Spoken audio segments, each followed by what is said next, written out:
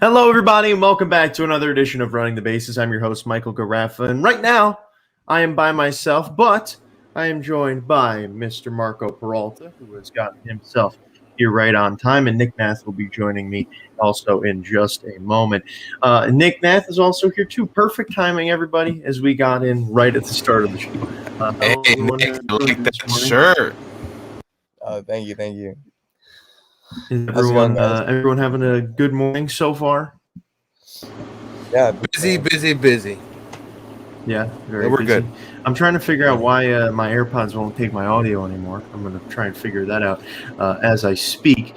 But nonetheless, it's been 2 weeks. We took a 2-week break from doing shows. The main reason for that is because we were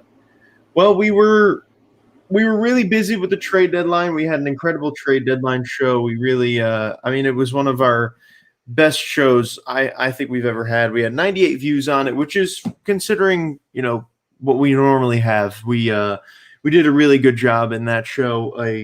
Overall 3 hour and 56-minute long live stream. We had guests. We had a lot of fun covering all the trades that were live. And it was such a crazy show, so hectic, and trade deadline week itself was so hectic. I decided let's take a week off last week, so we are now back this week for another episode. And this is our second to last episode of the summer of Running the Bases. Next week, however, it may not even be, because I'm still deciding. We may actually do our very first show in person together next Thursday and do Thursday shows, just so that we can get an extra show in there. But I don't know. It depends on what the guys think, obviously. Marco won't be able to join us in person yet. I don't think. I'm going to try and figure out how we can get you in person.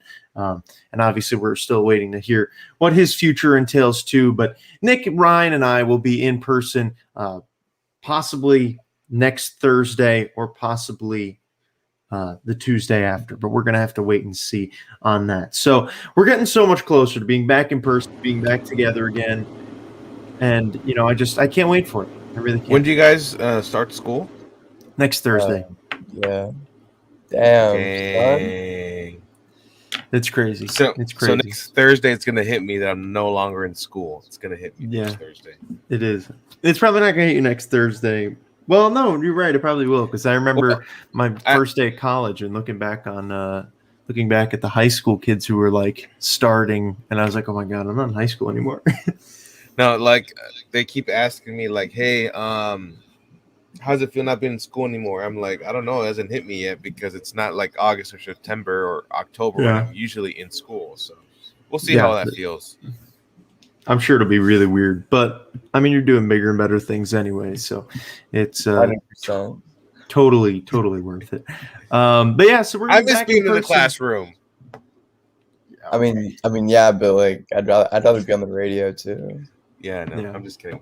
Nah, the thing I'm going to miss about school in general is just the people that you meet and just the people that you interact with, basically. But anyways, true that. Enough of my spiel. But yeah, we'll be back in person all together. Well, maybe not Marco being there, but at least 3 of us will be all together in person doing live shows again. It's going to be a lot of fun, and that will be starting at the at the latest of 2 weeks from today or Thursday. I'm hoping, obviously it really depends on our schedule, but it would be fun to start next Thursday on our first day of school, do a podcast. And maybe we can even do next Thursday and then move to Tuesdays, just so that we can get to be in person next time and not have to wake up at 8:30 next week. I think it would be pretty cool, so we can actually, get to school and then enjoy our first day by having a podcast right in the middle of it. We don't know when we're going to be live on Blaze again. Obviously, we're waiting to hear about that. They said we're not going to know until we have our first station meeting, which is not going to be till next Wednesday. And they said that even after that, that's when the form comes out. So we might not be live on Blaze until maybe the beginning of September, maybe even middle of September, which is fine, because we can still do the show. We're just going to be in person together anyway, which is honestly just as fun for me. So yeah, enough of me rambling. Just have to get the little announcements out of the way. We're going to start with the show for today. It's been a long 2 weeks since we've been here. A lot has happened across Major League Baseball. Tons of shifts in the power rankings. There are so many. I counted it this week that there are 1, 2, 3. Okay, before, yeah, no, it's still the same. There are 4 teams in my top 10 this week that were not in the top 10 last time we were here. Obviously, then meaning that there are 4 teams that are out of the top 10 that were in it last time. And I mean, I'd say 3 out of the 4 are pretty obvious, and 2 teams are just having complete and utter disasters of a second half. One of them's on my shirt. The other one is all around my room. So that the Red Sox and Mets are having terrible second halves and are quite honestly, they're losing their postseason races and are seeing their hopes just die as we speak. So unfortunate for that. We'll get more on that later. But today's topic is a Puerto Rican custom roster. We've done custom rosters a lot in the last year or so. They're a lot of fun. I really enjoyed doing them. And, you know, I know you guys have fun too because you get to research this topic. Yes. I got one question. I don't know if Nick agrees with me. Yeah, Isn't it weird? Was this? Oh, yes. Well, isn't it weird how he now has 2 Puerto Ricans on the Mets, and he thinks of a Puerto Rican all-time team? Didn't think of. I did the exact same thing too, and then I was like, you got Javi Baez and Francisco Lindor, both Puerto Ricans. We have 3, and Edwin Diaz. And Edwin Diaz, and I'm like, I wonder why he chose Puerto Rican all-time players. So it's actually funny because I thought the same thing. You thought the same thing because that's what you wanted. No. Okay, so here's how shows are picked. I have the bullpen document that's literally every idea for a show. I take it, I throw it into a random name picker, and whichever it picks first is what I do. And it picked that. And I was like, oh, this is perfect timing considering the Mets just got Javi Baez last week, so now they have all these Puerto Rican players. So I was like, that's just a really funny coincidence. But yeah, I did think of that. I was like, that's really funny. They're going to think that I staged this, but I really didn't. It was just really coincidental. But yeah, so it's going to be Puerto Rican players. We've done custom rosters before. The format we have is there's 5 starters, 3 people in the bullpen, 1 player for each position, and then 3 bench players.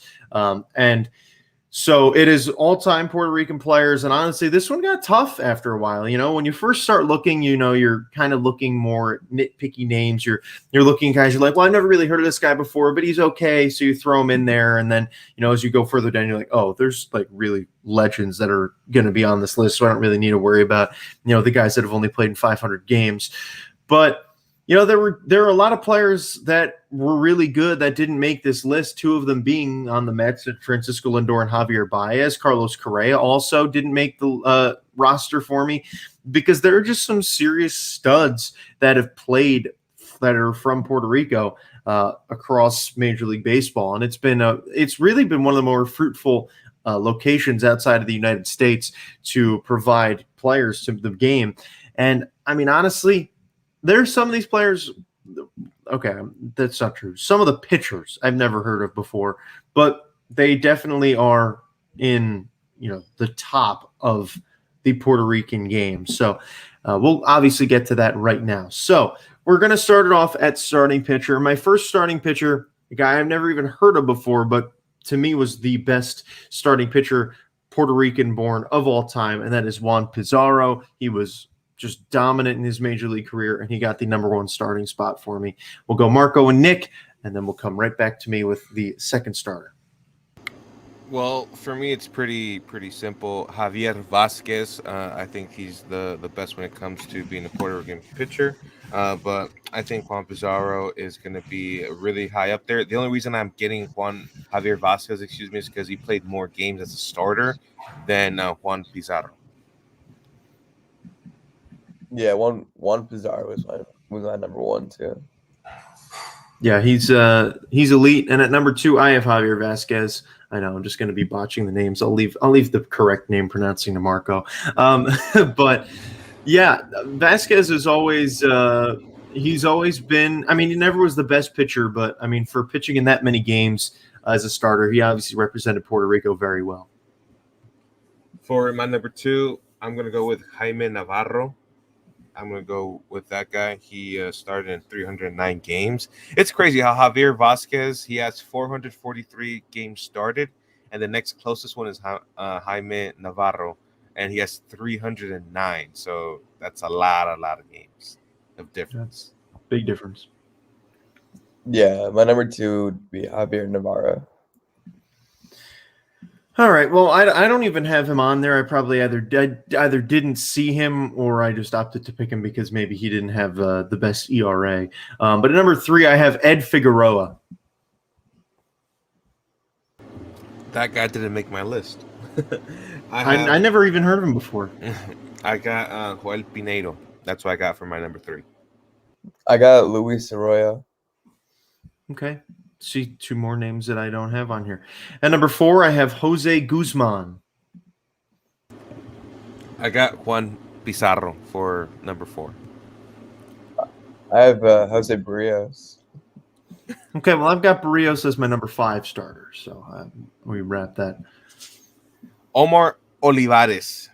That's why I go for my number 5. My number 5 is Jonathan Sanchez. Oh, Jonathan Sanchez. Oh my gosh, remember that guy when he was at his best? He was great for the Giants. Wow. Well, starting pitchers, like I said, there are definitely some names on there that I'd never heard of before, and I'm sure you guys can agree. When we get to the hitters, you're going to really know every name. The hitters yeah, the hitters. The starting pitchers definitely a little lackluster. Bro. Yeah, my lineup is stacked. All of ours is stacked. I think it's interesting that, and it's pretty prevalent that pitching from Puerto Rico is definitely not as good as hitting. They clearly focus on offense a lot more there because the pitchers they're solid, but there's definitely a lot of countries that have much better pitching considering the amount of talent that's come out of that country. So very interesting. Now we go to the bullpen, and to me, the most dominant Puerto Rican reliever of all time was Ramon Hernandez. He was just an absolute monster, and he to me takes the cake as the top bullpen arm. Yeah, I'm going. It's going with Roberto Hernandez too. That's what I'm going with. Roberto Hernandez. Yeah, that was my first guy. I have him as my second. So there, I just flip-flopped the two Hernandez guys who have dominated in the bullpen. So you got Willie? Who? Willie? No, I have Roberto Hernandez. What was your first one? Ramon Hernandez. Hernandez. Yeah, it's funny. Well, I got 3 Hernandez in there. Ramon, Roberto, and Willie Hernandez. That's great. That's funny. Yeah. See, the Hernandezes are the best bullpen arms from Puerto Rican time. I got Javier Lopez. That's my next guy. Wow. I don't even know if I remember him, but I feel like I do. And then the third one here, I've got Edwin Diaz. He's been one of the most underrated and dominant pitchers in Puerto Rican history. Even with his really terrible 2019 season, he's still really up there. And I think he has like more games than most of them too. So he's showing up. Yeah. Yeah, I have Diaz as my last guy. Oh, and then we know Marco has the Hernandez triplets. I got the Hernandez triple right here. That is our pitchers, and now we get into the offense. And there was just an abundance of Here we go. Just an absolute abundance. The names were just pouring out like a faucet. I mean, I've never seen. We've done so many of these. I have never seen so many just studs and Hall of Famers. I mean, just an absolutely awesome team here. And we started off with catcher, and obviously the one you got to have a catcher is the good old, one of the best catchers of all time, Ivan Rodriguez. Butch. I'm going to go with Ivan Rodriguez. I will say this, Michael. I really wonder who you have for second base and shortstop. Just throwing it out there. I really wonder who. It's no one you think it is. I don't know. I wonder. Anyways, but I got Ivan Rodriguez as my catcher. Have to. Pudge represents the Tigers well. Tigers, Rangers. There's one more team I'm forgetting. Pudge is easily the best Puerto Rican catcher. No doubt. And arguably the best Puerto Rican player too. I could make that argument too. No. Well, hold on. Let's see who else is on. Go to the outfield. There's one name that just. Oh yeah, no, you're right. Never mind. Sorry, I forgot about that. Oh yeah, he played on the Rangers, the Tigers, the Marlins for a year, the Yankees, Astros, and Nationals. At the end of his career, he flew everywhere. It was Astros. I was thinking. Yeah. Yeah, and even at that was for just a half of a season. So once he left the Tigers, he really never stayed put. Then we go to first base, and one of, to me, the coolest names in baseball history takes the spot here for me. I've got Orlando Cepeda. Yeah, I got Orlando Cepeda as my first baseman. Hall of Famer, one of the best to ever do it when it comes to Puerto Rican baseball players. Orlando Cepeda. I have Carlos Delgado. I don't have his numbers off the top of my head, but I just saw that he was an amazing Puerto Rican first baseman in the MLB. Yeah, Delgado's elite. I don't even have him on my bench because the bench players are just that much better. But I mean, for me, it's just Orlando Cepeda is just a monster. At second base, I've got Roberto Alamar. Sandy Alomar could have been in the catcher's spot, but Pudge exists, so he couldn't be there. But Roberto Alamar is my second baseman, an absolute stud. The Alomars, just what a family. One of the many families in baseball that's just amazing at offense. Just imagine being an Alomar and not being in the major leagues. That would have sucked. Because you have so many family members in the major leagues and you don't make it. You're one of the few that didn't make it. But, you're like, I'm the only one. Yeah, Roberto Alomar. That's what I'm going to... Alomara, excuse me. That's what I'm going to go for my second base. Yeah, same. 100%. My second baseman, Roberto Alamar. All righty. Now, at third base, one of the coolest names in baseball history, and also one of the coolest batting stances in baseball history, representing the Boston Red Sox. I've got Mike Lowell. I got the same guy, Michael Lowell. That's what I got. Great broadcaster, too. Yeah. And a great goatee. At third base? Yes. I got Edgar Martinez. Solid 312 average, 309 home runs, 7-time All-Star. Yeah. Can't go wrong with Edgar Martinez. He is an absolute monster. I'm going to be honest, I didn't even see him there. It happens. Yeah, it does. There's so many players that you're just looking through. It's so easy to skip over one. But yeah, big shout out to Edgar Martinez, because I probably would have started him over Mike. I would have started him over Mike Lowell if I had known that he was on there. At shortstop, the moment Marco's been waiting for. I have a guy who actually did play for the Mets to the end of his career, but to me, he played in more games than most of the young superstar shortstops in the game today, and his numbers are about the same. He's got more home runs than all of them. I've got Jose Valentin. He is a really great shortstop and represents Puerto Rico very well. Okay. You surprised me there, but I'm going with Francisco Lindor for shortstop. I really couldn't choose between the two. I put Baez / Lindor. But if I were to pick one, I would probably pick Lindor, but it's just that it's so close. Like, I had to put a slash. At the end of their careers, yeah, I'm sure they'll be there, but I think Jose Valentin played more games and has a lot more home runs. So I was like, he wins just based on, obviously, that he completed his career and had a lot more years than Lindor is at. But if you catch me in 3-4 years, I'll say that Lindor will definitely be there. And I'm sure he will end his career as the best shortstop of all time. So now we go to the outfield. And boy, was this one of the most stacked outfields I've ever seen. And we start off with the one man that Nick was mentioning before, and that is the best Puerto Rican player of all time. Thank you, Nick, for reminding me of that. Roberto Clemente. Well, I went by position, so I went left field, center field, and right field. So I have Roberto in right field. That's who I got. But if you want me to, never mind. You could just that's fine. Roberto Clemente. Yeah, no introduction needed. Roberto Colente easily takes the outfield as the best player on this entire team. See, Was he even that good? He was all right. He was okay. It's funny because we obviously sound so uncultured next to Marco, who's making us just sound so bad because the actual pronunciations. But at least we're not going out there saying Roberto Clemente, because there are those people, and those people really. Roberto Clementine. Yeah, right. They'll be like Clemente, and I'm like, no. Like it's Clemente, thank you. And even at that's saying it wrong. So now in the second outfield spot, one of the most just dominant bats. It's too bad his career didn't get as much recognition as it deserved. But Bernie Williams gets it for me. And being from New York, I obviously know a lot about Bernie Williams, and he was just a stud when he was on the Yankees.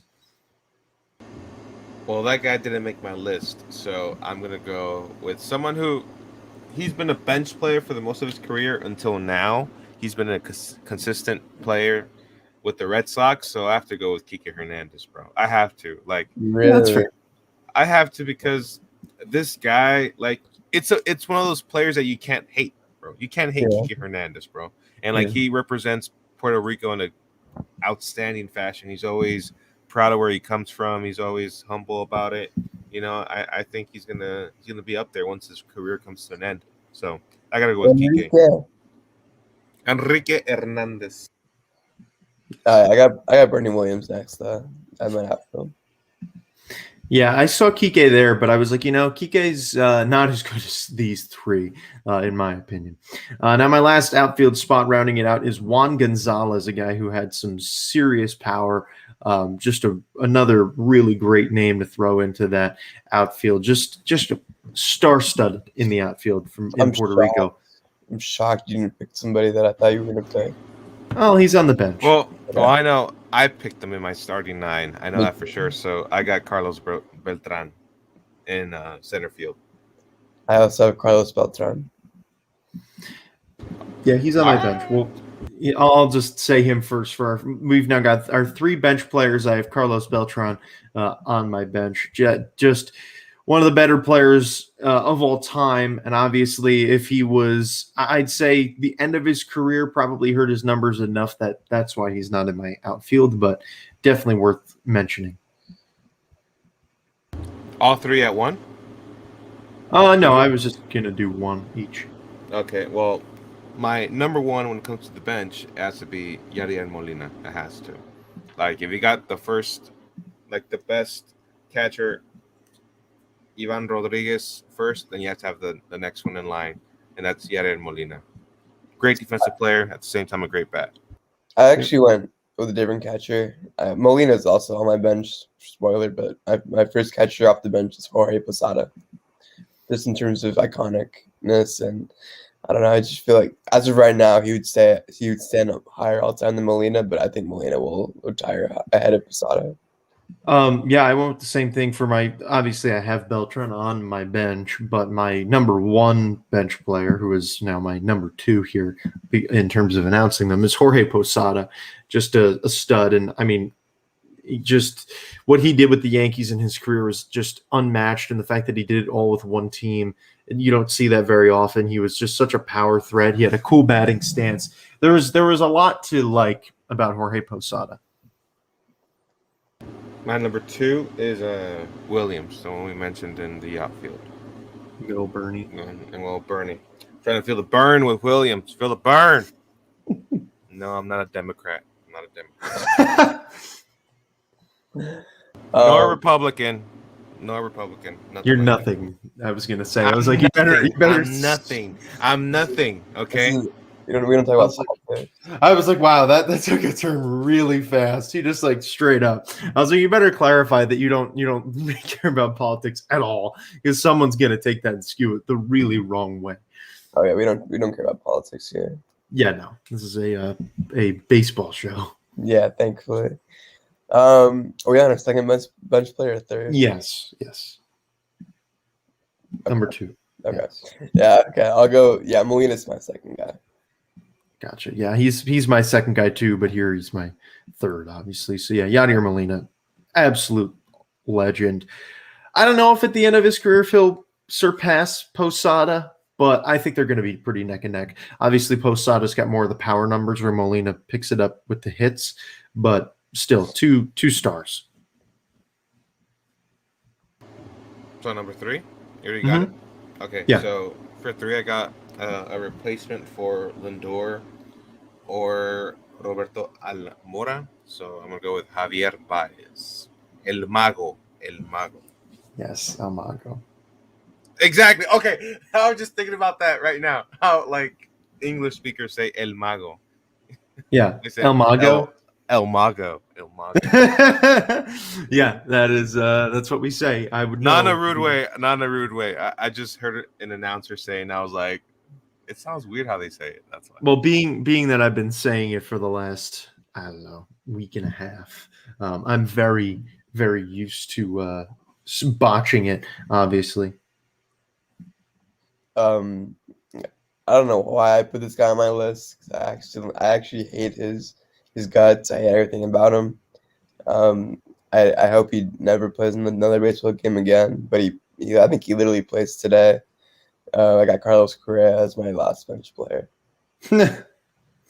Wow, just straight up. I hope he never plays in another game ever. Yeah, if you were to like, yeah, I mean it sincerely. If you were to get like a season-ending injury, I know that sounds so bad. I really wouldn't care. Yeah, I feel that.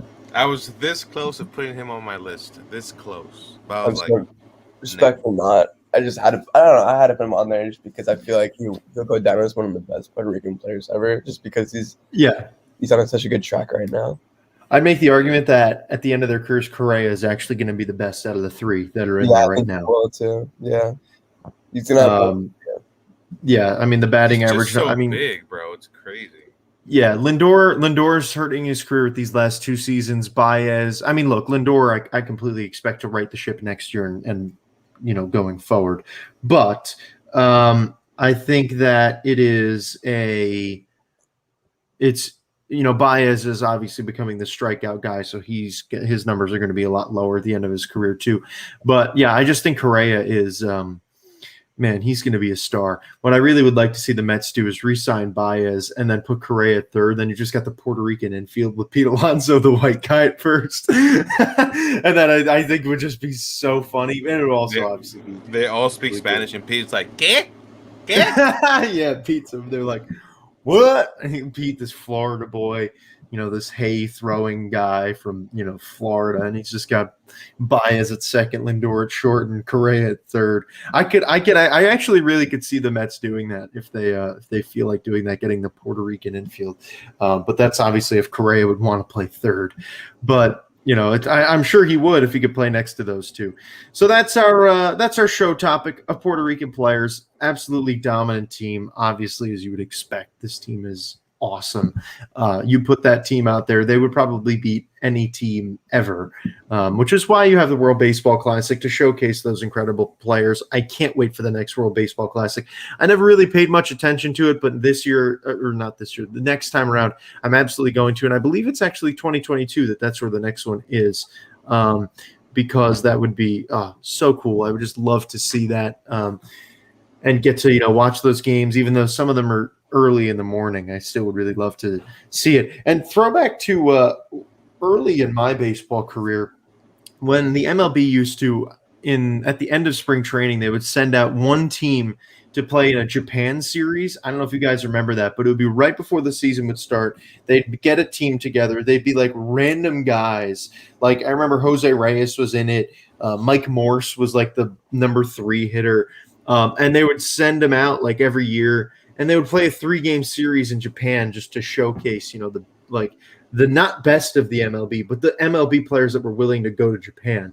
And it was just such an interesting series, and I missed that. I mean, I remember Lucas Duda was the starting first baseman one year, and I was like, what are we doing here? But I think the reason why they stopped is because it got to a point where Lucas Duda was the starting first baseman when, there were probably 25 better players to do it. But, it was a fun thing, and it's always cool when the MLB gets to interact with baseball leagues around the world. So obviously baseball is a worldwide sport, and as evidenced by this list, anybody across the world can play Major League Baseball in the United States and shine at it, because some of these guys will go down in the top of all time in that position. And I'm sure as kids they were striving to reach that. So that is our list. Now we get over to our power rankings, and honestly, I don't know if I have ever seen a bigger shift in power rankings this late in a season. Let me just go over some guys. I'm just going to go over before, because I keep track of 30 to number 1. Obviously, I know that you guys don't do that, but I keep track of 30 to 1 every day. So I'm just going to give you my 16 through 11 just to give you some perspective here. At 16, I've got the Mets, who dropped 6 spots. They've been terrible. I've got the Braves at 15, the Red Sox at 14. They have the biggest fall of the week, dropping 11 spots. I've got the Mariners at 13. They fell all the way down from 5th. Their trade deadline proved to be a real bust for them. The Blue Jays are at 12. They're jumping up, and I've got the Astros at 11, who were at 4 last week, and they've had or 2 weeks ago, and they've had a really rough go of it too. So a lot of teams in here. Those the Astros, Mariners, Red Sox, and Mets were the 4 teams that were in the top 10 that are not there anymore, which is just crazy. Nick, I know you are obviously looking forward to your weekly Tigers update. They're 18. They've been keeping themselves up there. They're ahead of the Angels, Cardinals, Rockies, Marlins, Twins, Nationals, Royals, Cubs, Pirates, Rangers, Orioles, and Diamondbacks. So congratulations, Nick. You are better than 13 teams right now. Cardinals too. I did not expect that. You're hot on the Indians' tail, and honestly, give it a day, and you'll be ahead of the Mets too. So you're in a really good position, I have to say. So let's get rolling with our top 10 here. At number 10, starting us off, they're just holding on, but they also just enter the top 10. I believe this is their first time in the top 10 this is their first time in the top 10 since July 12th. This is the Cincinnati Reds. They went through a bit of a rough patch, but they managed to get themselves back. When it comes to number 10, I'm going to go with someone who's barely fighting it with a division rival. The Blue Jays are my number 11, but at 10, I have the Yankees. That's what I'm going with. Okay. I mean, yeah, I know this team has been really terrible as of late. A lot of my teams in the top 10 have been pretty bad as of late, but just because I feel like these top 10 separate themselves from the rest of the pack easily. 10, I got the Red Sox, but give it a week maybe, and they could find themselves in maybe my top 15 because they've been so bad as of late. I remember earlier in the year they were easily in our top 5s without a question. Even sometimes they were like top 2, even 1. But lately they've been so bad lately, and I guess the pitching woes caught up to them. Yeah, well, now they're getting Chris Sale back, so. Oh, thank God! I wish it was 2014. It's still Chris Sale. He's still pretty good. He's going to be elite. I mean, please tell me you don't have the Mets in your top 10, please. No. Okay, thank you, because I would have actually come over there and called you biased. They're in my top 5. God, Mets on that too. Give it a minute, and they'll be at number 20. So they're struggling. However, they're playing the Nationals for a 3-game series. But then guess what they have? 13 straight games against the Dodgers and Giants. You love to hear it. That's awesome. Whoever scheduled that for the Mets is just a terrible person. Well, no, they didn't expect the Giants to be a good team. Yeah, exactly. I know, but think like this is actually what's happening. Like, I will read you the Mets schedule after this 3-game series with the Nationals, where if they don't sweep it, they're going to be out of the division race. They have 3 against the Dodgers in New York. They go to San Francisco, play 3 against the Giants. Then they go to LA and play 4 against the Dodgers, then come home and play 3 against the Giants. If that's not the worst luck stretch I've ever seen, but then after that, you said what?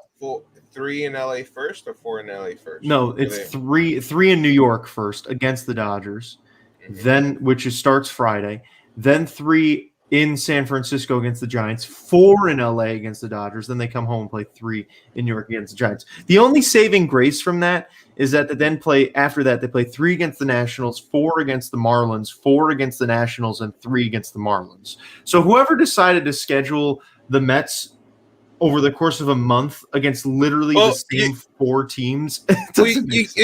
You can't complain. That happens a lot in baseball. It's division rivals, and then at the same time, you expect the Giants to be a good team.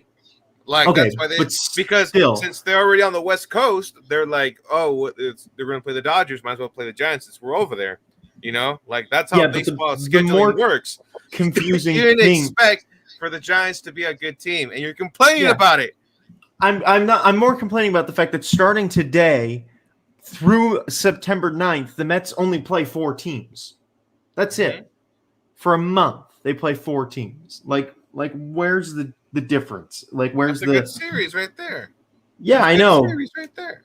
Because you can play them eventually.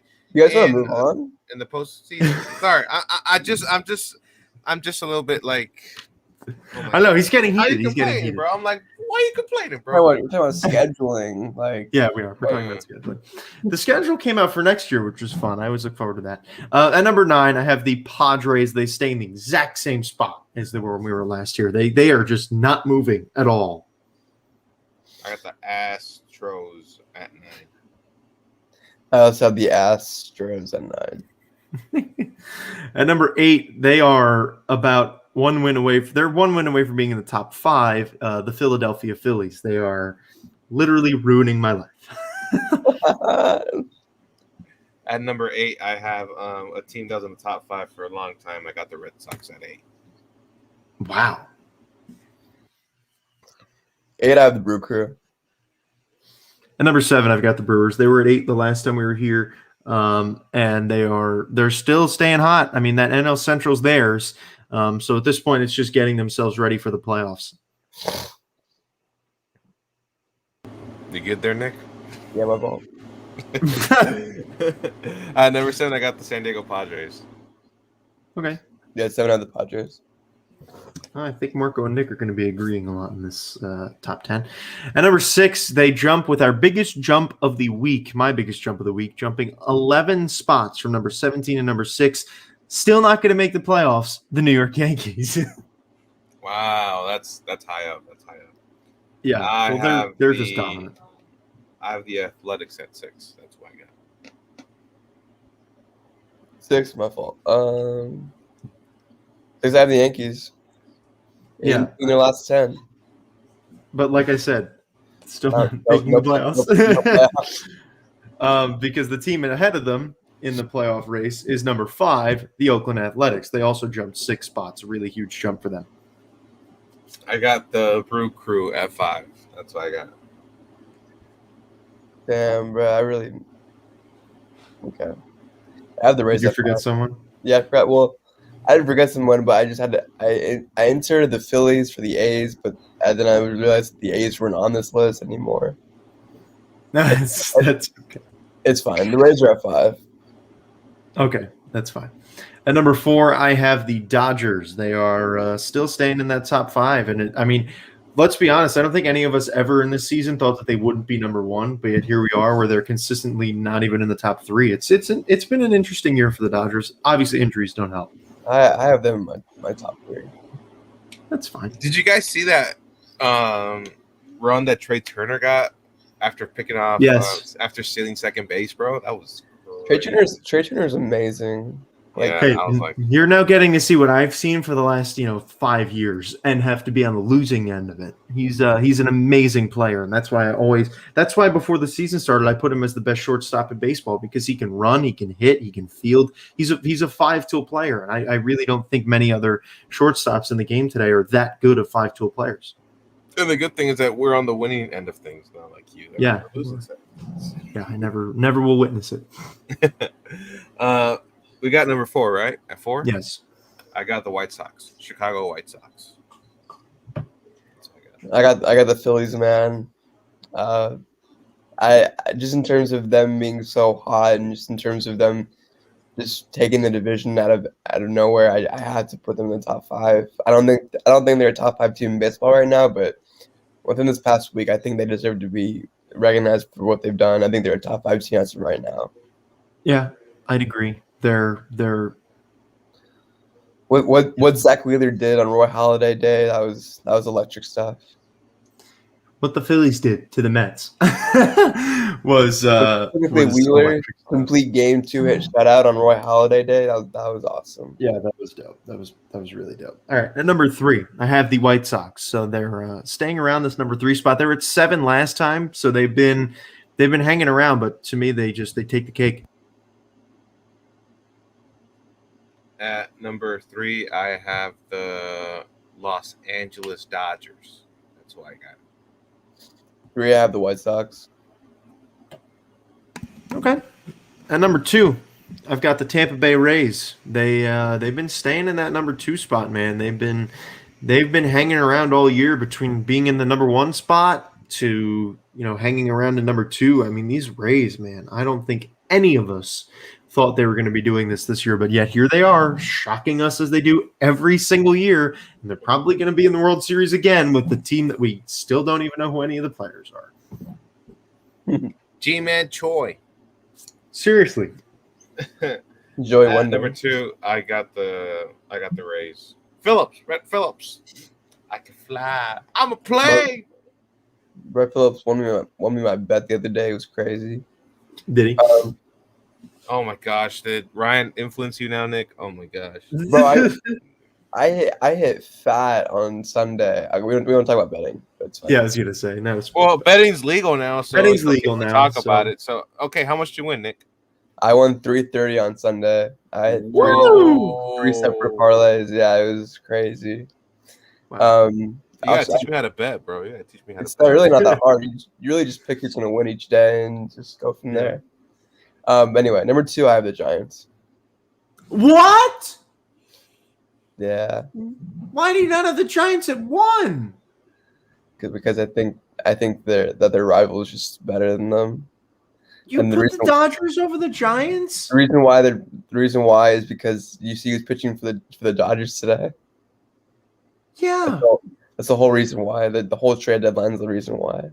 But the Dodgers are 4 games back, and the Giants are I don't 7. I don't go by record. But they're 7-3 in their last 10, and the Dodgers are what, 6-4? Yeah, and they're the only team at 70 wins. I understand. I just don't go by record though.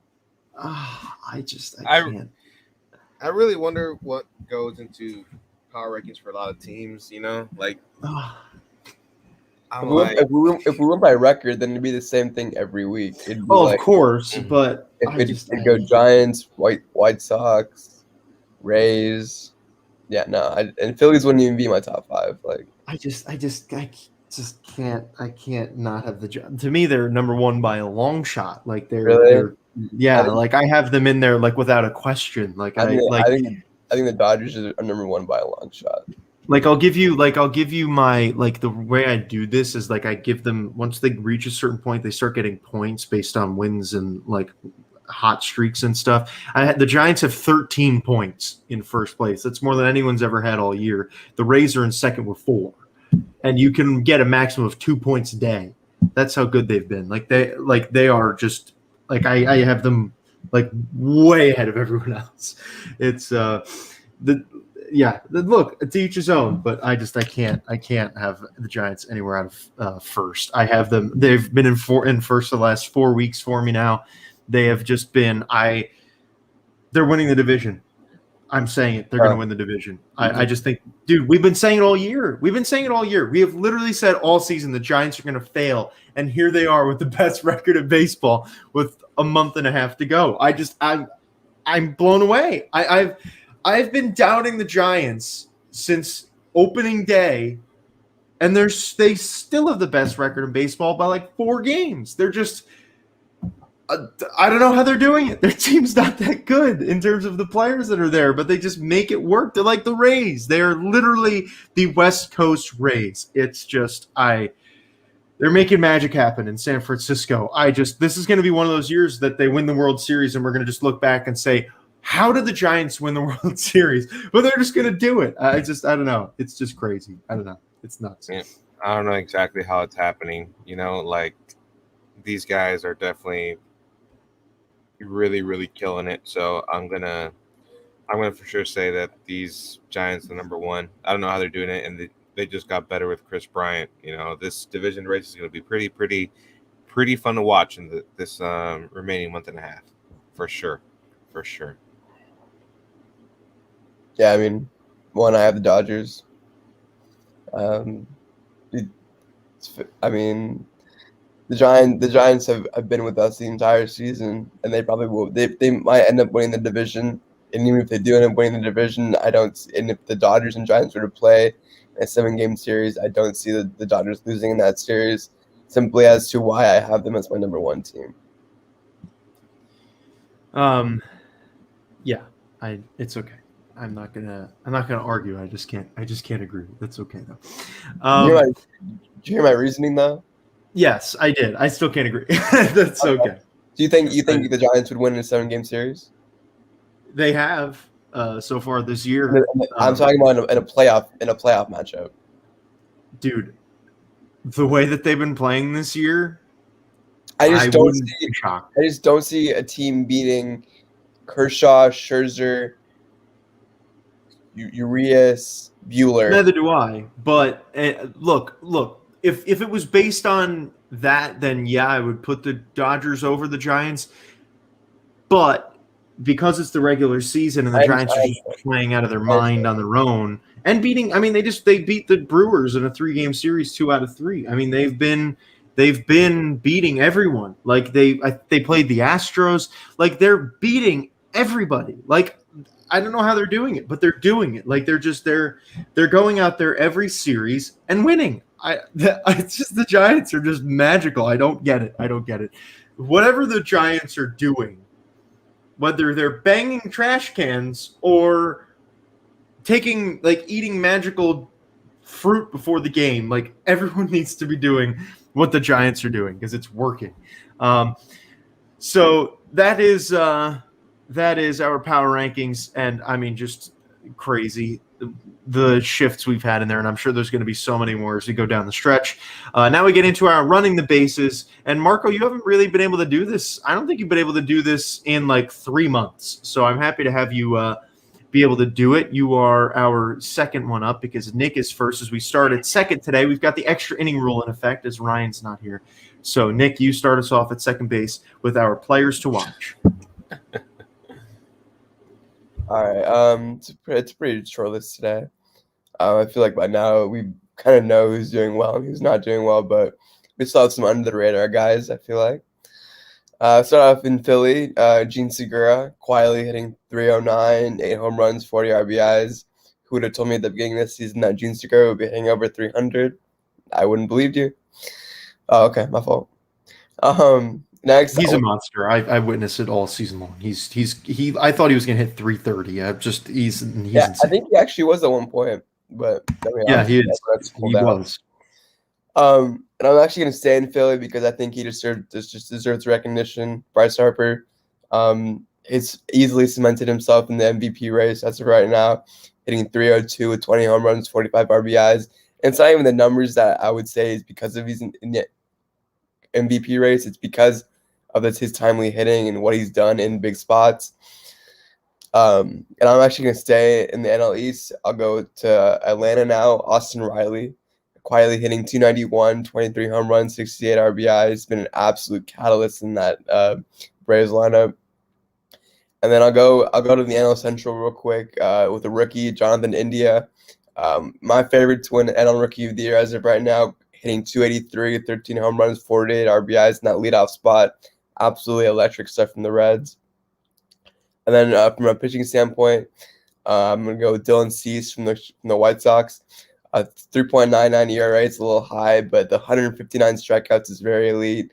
The 9-6 record. The White Sox have amazing pitching tandem over there with Rodon, Lynn, and Cease. And then I'll go to Cincinnati again with Wade Miley, 2.75 ERA. If you'd have told me he had a sub-3 ERA going into the season, I thought you were crazy. 2.75 ERA, 93 strikeouts for the Reds. He's been so nice. And then I'll go to San Diego real quick with Joe Musgrove. I feel like he's been most underrated pitcher this entire year with Darvish, Snell, him. 8-7 record, 2.81 ERA, 147 strikeouts. Well, I just would like to say Two things. They're calling Austin Riley Chipper Riley now. in Oh Atlanta, no, that's terrible. because Terrible. you should have seen what he did against the Mets in the series a few weeks ago. He hit like 4 home runs in the series. I mean, he was just murdering them. And the Mets, as they do with every team, they springboarded the Braves and Austin Riley into a great stretch.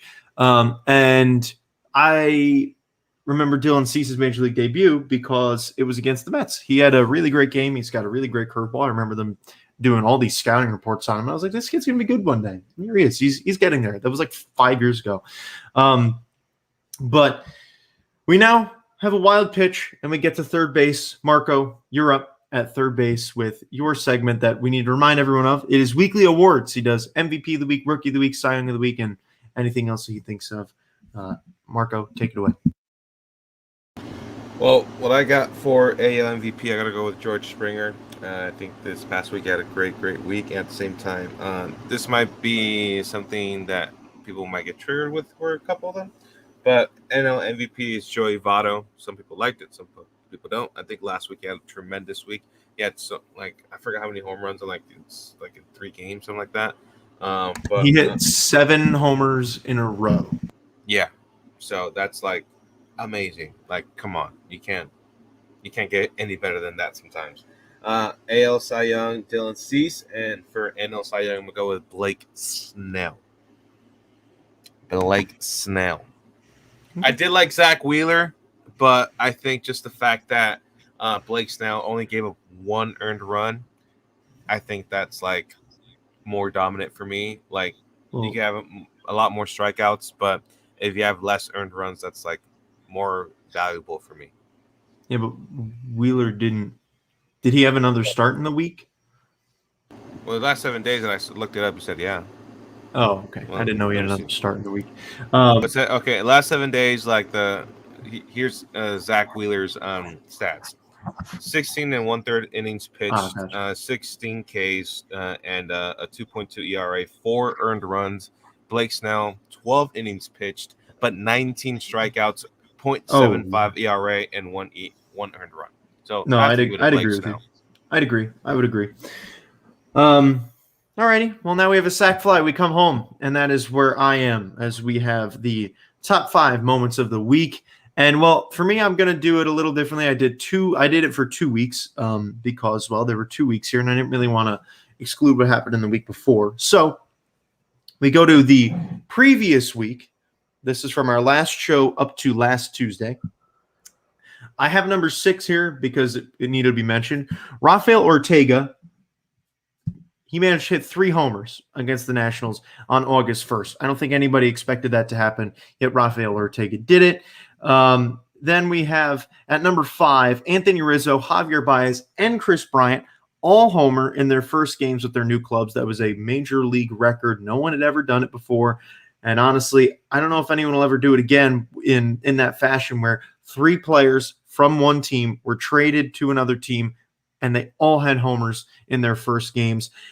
Once Rizzo and Baez did it, I just knew it. I said Bryant's going to homer. And I think everyone knew it. We all were watching. We're like, Bryant's going to homer in his first game, and he did. They made Major League history. Now at number 4, we have the aforementioned Joey Votto with his incredible stretch with 7 consecutive games with a home run, a Reds record, and he was, I believe, 1 or 2 games away from a Major League record.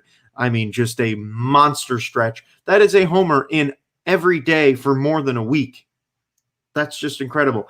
Votto was just on point. At number 3, we have a guy that I bet neither of you have even heard of before. I know I have because he did this part against the Mets. Rodolfo Castro gets his 5th MLB hit, which was his 5th MLB home run, the first player in MLB history to have his first 5 hits be homers. The kid's got some serious power. He's only hitting 105, but when he connects, he hits them a really long way. Watch out for that. Keep an eye on Rodolfo Castro. I'm telling you right now, I watched that kid play in a series against the Mets. I think he could be a really great player if he can start hitting for average and laying off some breaking pitches because he has some serious pop. At number 2, Brad Miller hitting a walk-off grand slam, stunning the Nationals in a comeback where they once trailed 7-0. Brad Miller capped it off with a quite honestly, season-changing grand slam. Looking back on it now, that was on July 29th. Ever since that day, the Phillies have been the hottest team in baseball. So Brad Miller, props to you for sparking the Phillies. And then at number 1, a dude that none of us had even heard of until this had happened, Sebi Zavala of the Chicago White Sox makes MLB history, being the first player to hit his first 3 career homers in the same game. That was on July 31st, also known as trade deadline day. What a weird moment for a guy. What an amazing moment for a guy that I don't think was on anyone's radar until that happened. And I don't think he's done anything since either. But, I mean, hey, made Major League history. That's pretty cool.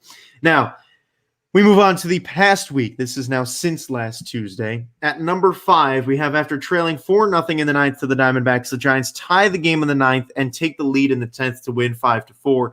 Chris Bryant played a major role in this. The poor D-backs, man. They just can't win a game. I mean, the Giants were losing by 4 in the 9th. They tie it up and then take the lead in the 9th. I mean, it's just, I feel bad. I go and I watch D-backs games as a fan of the other team every time. And it's funny to me. It really is. I feel bad for them, but I mean, it's just they're really bad. Now at number 4, we have one of the really amazing moments of the week that we've spoken about. That was me. That was me in all 3 games in the Dodgers series, sitting out there in right field screaming at Billy McKinney. True story. Marco can vouch. I was just out there yelling. At number 4, we have the moment we've talked about a few times this week, in the show. Zach Wheeler pitching a complete game 2-hit shutout to cap off a dramatic sweep of the Mets, where he also becomes the first player since Roy Halladay to retire 22 in a row for the Phillies on the day that they retired his number. That was August 8th. An amazing moment. Not only was it a 2-hit shutout, not only was it capping off a dramatic sweep of the Mets, not only was he the first player to retire 22 in a row since Roy Halladay, not only did he retire 22 in a row, not only was it on the day that they retired Roy Halladay's number, but it was against his former team that he did all of this to. So many headlines there. So, like, you could write a book on that one game alone. And it's only at number 4, but it's still an amazing moment. At number 3, the only reason this moment is ahead of Zach Wheeler is because of the absolute electrifying moment that this was. After trailing 7-2 to the Red Sox, the Blue Jays get an insane comeback, capped off by a 3-run homer from none other than George Springer to make it 9-8 in the 8th inning. That was on August 8th as well. An absolute massive moment. Seeing the fans in Toronto erupt like that, we haven't really seen them do that since the 2015 playoffs, and that was just special. Intense baseball in Toronto is fun baseball. You can't tell me otherwise.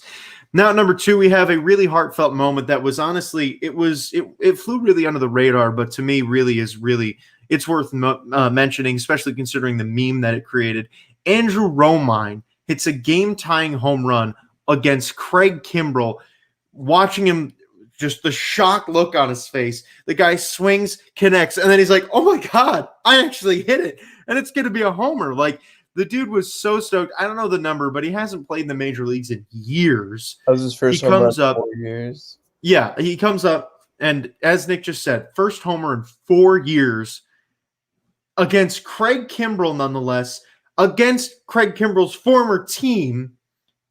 The White Sox went on to win it, getting Kimbrell's back, but still, just an incredible 3-run homer to tie the game off of against the best closer in baseball this year, facing his former team. Another one, so many headlines. But at number 1, I mean, I've never seen so many headlines in 1 week. But at number 1 this week, I don't know if you guys could all predict this one, but Max Scherzer takes number 1 with his absolutely amazing effort with the Dodgers. His Dodgers debut was just so special. Getting 10 strikeouts, baby, against the Houston Astros. Yeah, it was. Hell yeah. Hell yeah, let's go. It was special. 10 strikeouts, 7 innings, and absolute. Everyone was nervous. He gave up like a first inning home run to Michael Brantley, and everyone was like, "Oh no." Nah, but when you see those 2 colored eyes, bro, you know it's gonna be danger, bro. No matter what, he is like before Jacob deGrom has been Jacob deGrom. it was him and Clayton Kershaw these past 5, 6, 7 years. And now you have both of the best pitchers of the recent history on the Dodgers. Like, come on, bro. Like, what's next? Jacob deGrom comes to the Dodgers? I wouldn't be surprised. I wouldn't either. Why would he want to play for the Mets? Nick, I know what you're going to say, so go ahead and say it. He's the reason why the Dodgers are the number 1 team right now. And he's pitching tonight. And fun fact, his dog also has 2 different colored eyes too. Yeah, that's so. That amazing, was what I was. That's that so was what. amazing, But yeah, Scherzer Dude, just with dominance. Just imagine that rotation, bro. You have a healthy Clayton Kershaw, Max Scherzer, Jacob deGrom, and Walker Buehler. I'm not thinking of that. Sorry, Jacob deGrom, bro. And Dustin May. Dustin May, dude, that would be amazing, bro. Amazing, bro.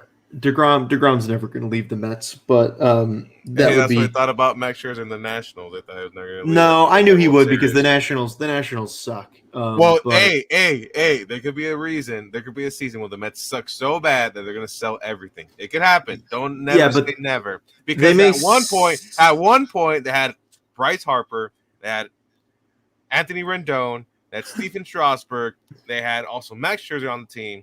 Dude, Trey Turner, all 5 of those players, bro. And they just went so bad, they're like, you know what? We're selling the whole team. We're done. And Juan Soto. It can happen. And Juan Soto's still there. But it can happen. It can happen. Don't ever say never, bro. Never say never, bro. Never say The good thing is, oftentimes we look back on those teams and say, man, that team is great, and they never won a World Series. At least the Nationals won the World Series. At least they won a World Series. Yeah, that was with that team, they needed to win a World Series, and it's a good thing that they did. But yeah, so that'll do it for today's show. It was fun. Tuesday, August 10th. I will not promise you that we'll be back next Tuesday because it'll either be next Tuesday or Thursday. I will promise you that at least. If it's next Tuesday, it'll be here. We're going to be on StreamYard anyway, but it'll be here in our Nick, I'm sure you'll be in Arizona at that point. But we'll be separated. But if we're here next Thursday, then Ryan, Nick, and I will be all together in person. Marco won't be able to be there in person, obviously, but he'll be able to join us hopefully and be on the show. We'll see. Obviously, he has real adult things that he's doing. I'll tell you guys after the show what might be happening. Yeah. So Marco may or may not be leaving at some point in the near future, but it's hopefully obviously it's a win-win for you. If you don't leave, you're staying on the podcast, and if you do leave, then you're doing something better anyway. So good for you. Obviously, we are looking forward to being back in person in school. Honestly, for the first time in my life, I'm excited to go to school. I am. That's what I was trying to tell you. I'm really excited to go back to school. And you said, I don't want to go to school. When was this? This was like our last show. This was during the trade deadline. Really? I said I can't wait to see you guys, and you were like, I don't want to go to school. Well, nobody actually wants to go to school, but I'm happy to go back. I'm happy to be. Never mind. No, stop. I'm happy to go back. I'm looking forward to being back. Looking forward to be back in person with you guys. Not Marco, but with you guys doing the show again. Hopefully there won't be as many walkouts on me in the future, but I'm sure there will be. 1,000% there will be. 100%. I'm sure. Especially with Ryan. I think it'll be many. But thank you guys for watching. We look forward to seeing you next week. It'll either be Tuesday or Thursday, so keep your eye for that. We look forward to seeing you then. Thank you all. We'll see you next time.